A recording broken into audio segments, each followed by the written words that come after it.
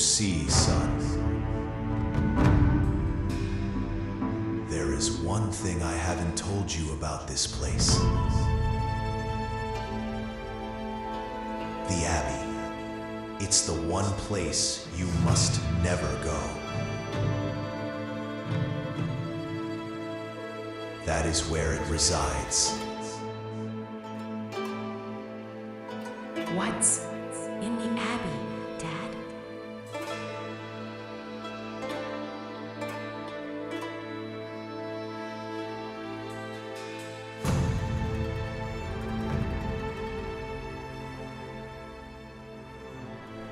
Hi everybody and welcome back to this little, well, I'm thinking it's going to be a little 0.5 episode again of Polderpark, because last time we left off with this beautiful chalkboard on screen, and I asked you guys to vote for which theme the next area was going to get, and by far our Forest Ruins concept won, and I've tried to implement that in the new area. Now, don't worry for the guys who and girls who voted for Toxic Valley or Dusty Motors. I am going to use those themes in another park or another project in the future, but for now the Forest Ruins have won it, and we're going to take a look at what I've done so far. Now, starting at the entrance, there is a very incomplete sign saying Unadert Nachtwoude. It translates to you're approaching the Night Woods, I guess the correct translation would be. Nachtwoude is basically a Dutch town name from the medieval ages, because I've decided to theme this ride or area as a whole to kind of a little folklore thing that's happening around my area of the country. There's a bunch of folklore legends around the country. One of the most famous ones, at least made famous by a theme park, would be the Witte Wieven, or the White Women, or the Wailing Women, I think they're called, which are the central focal point of Baron 1898. Oh my god. In the Efteling, but more local to me, there's also a legend called the Ossaert.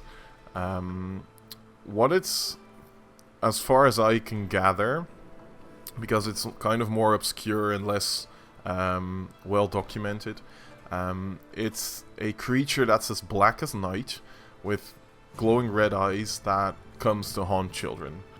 Kind of in a way that if you don't eat your vegetables, the Ossaert's going to get you. It's mostly seen around water, which kind of contradicts the whole forest theme we've got going on, but I did try to incorporate at least some water and like little creeks around the area to insinuate that that's where it houses itself, or where it lives, or where it goes when you can't see it. It's from the area of Zeeland in the Netherlands. It's the most southwestern area, which is well, it's Zealand, Sealand. It's really, or it's mostly made up of water and a few islands.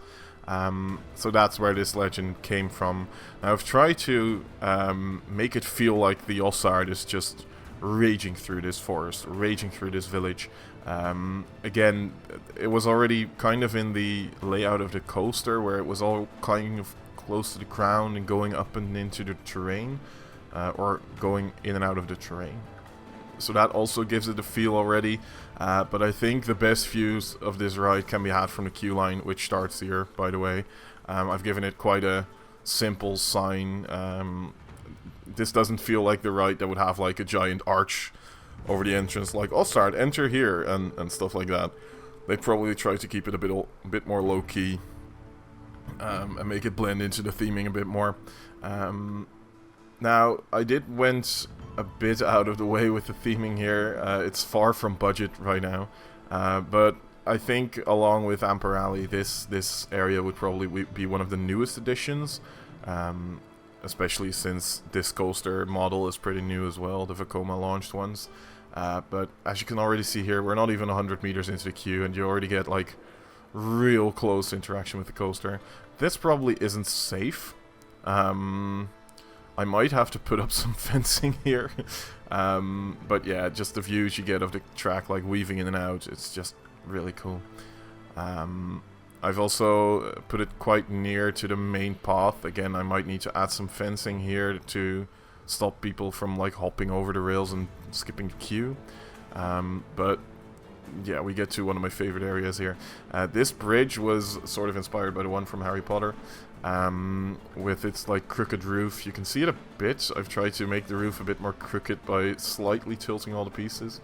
We'll cross this bridge when we come to it, ha ha ha ha, because this leads into the main area, I'd say, or main like plaza of this area. But yeah, heading down these stairs again, you get real close to the coaster. This probably isn't safe at all, but I'll add some scaffolding and fencing and stuff. But just this view from underneath the bridge, having all these pieces of track here, it feels really magical. Going underneath this little rock pass, I've put this little firefly jar here. I think this came with the Fairy Tale update. I don't think it was in the original game, but I really like it. And there's also a lantern version of it. I really like this piece. It really adds a lot of life to, well, what's basically a boring lamp. I was going to do a little storyline of following the fireflies when you get to the queue, and I might still do that as like a little lore piece that following the fireflies leads you to the Ossaert or something. Here I have added a bit of don't get a phone on your head fencing or scaffolding stuff. Netting, that's the word I'm looking for. But here as well you get like nice close-up views of the coaster coming along under the bridge, crossing over you and disappearing into the darkness again. I really like that there's not one place in the queue where you can see the entire coaster. If making your way through the queue, you do get to see most of the coaster layout, and you kind of can piece together what's gonna happen to you once you ride it. But there's not one place where you can see all of it. It's only like little snippets like this where you can see it coming out, diving back away again, and then a few seconds later it jumps out at you at like another place, and then again. And I really like that about the queue that I've managed to get in here, because it was a tight fit, to be honest. Again, making our way a bit further, we approach this station, which I've themed to this old decrepit abbey. Now, if you're wondering what that like canopy thing is over there, I want to theme this to sort of an archaeological site. That was a really difficult word to get out right.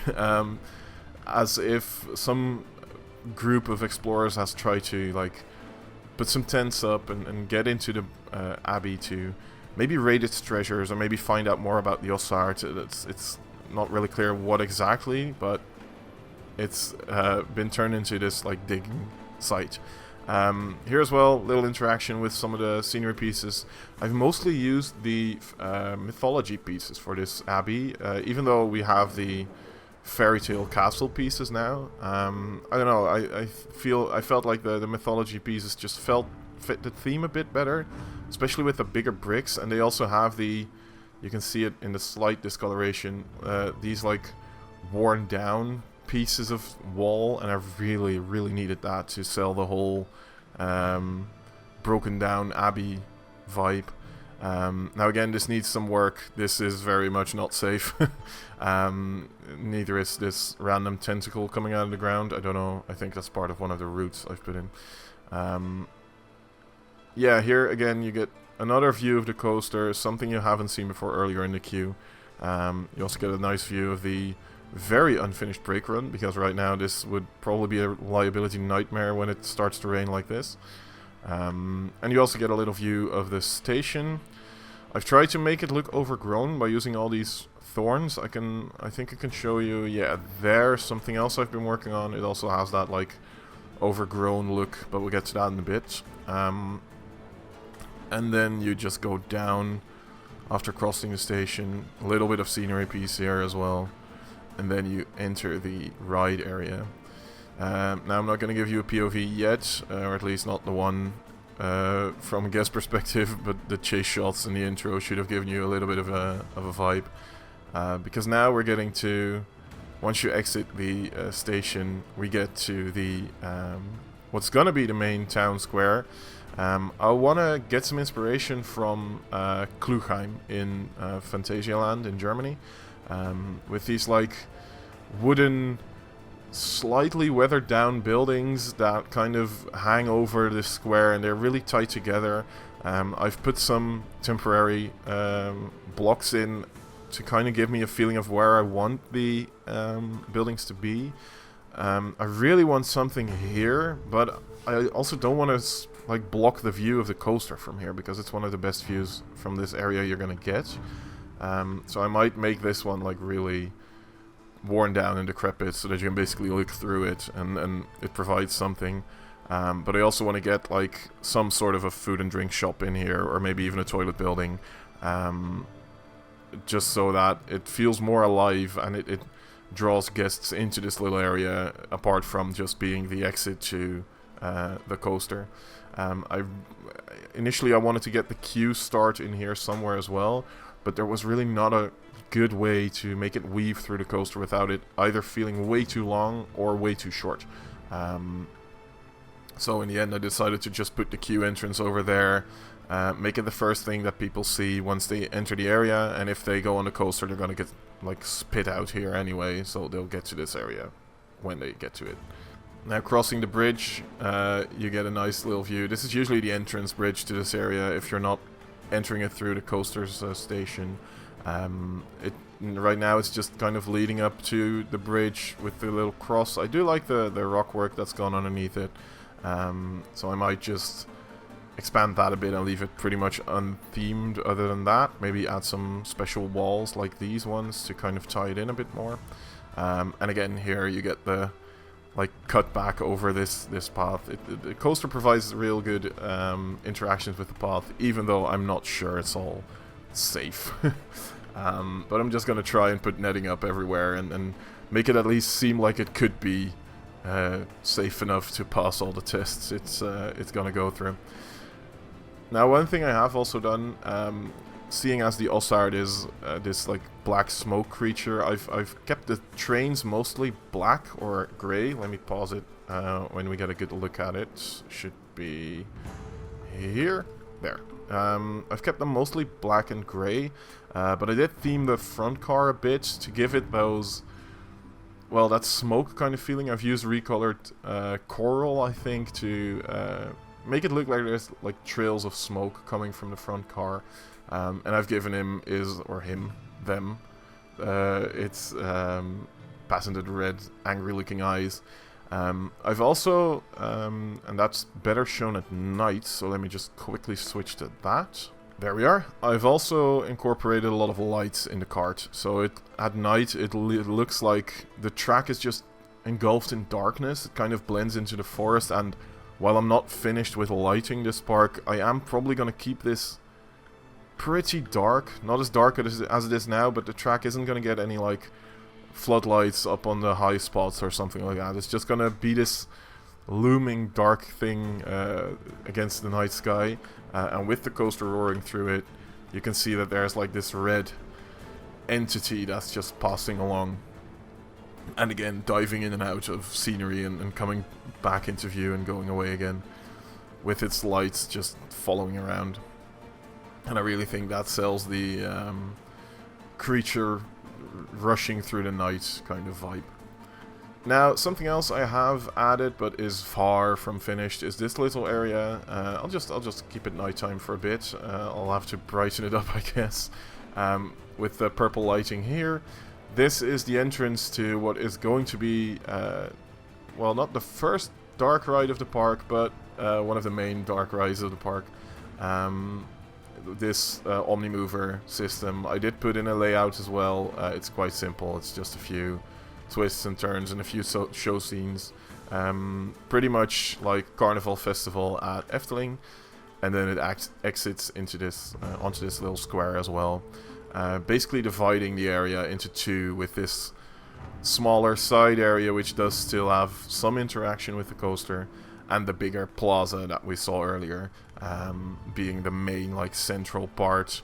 I've also tried to add in, again, I've tried to add in some water in terms of this waterfall here, but I really can't get the waterfalls right yet. I came across a post by, I really hope I'm pronouncing that right, Taggy 3D, or Taggy 3D. who posted something on Reddit a few hours ago with him working on better waterfalls. That man is just a legend. I really hope he's able to put those out soon and I can replace this with whatever he's cooked up, because they really look amazing. Now, that's basically all of it for this little episode. Again, it's one of those shorter episodes where I just wanted to show you quickly what I've been working on, without completely showing off an entire area. It's been quite busy over the last few weeks for me, and I have to admit that it's probably not going to be less busy for a few weeks as well. So the episodes might take a bit longer to come out. Don't worry, I'm not giving up on this project yet. I am going to finish this park. And to give you a bit of an insight into the future, I want to try and do some more standalone projects after this park. I think this has been a really good first project up until now, and it's not finished yet, so it's not going anywhere. But I have felt that working on one project has kind of well, it's sometimes you put yourself into a corner with stuff, and it's difficult to finish what you've started. So thank you for watching, thank you for sticking with the project, even though it took a bit of a time to get this one out, and I hope to see you next time again. Bye bye.